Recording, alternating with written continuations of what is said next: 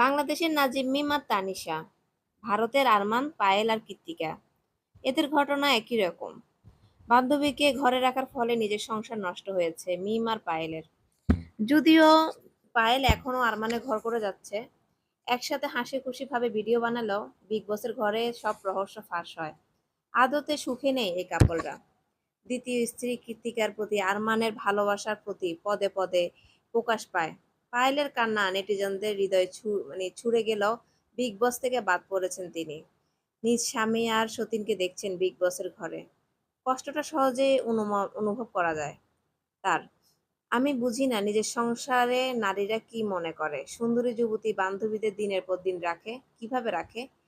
যেখানে একসাথে কাজ করতে গেলে বা একই অফিসে কাজ করতে গেলে যখন দুজন নর ও নারী একসময় কাছাকাছি হয়ে যায়, সেখানে একই বাসায় একজন ভিন্ন নারীকে এনে রাখাটা বোকামি আর নির্বুদ্ধিতা, আর কিছু না, বোকামি ছাড়া।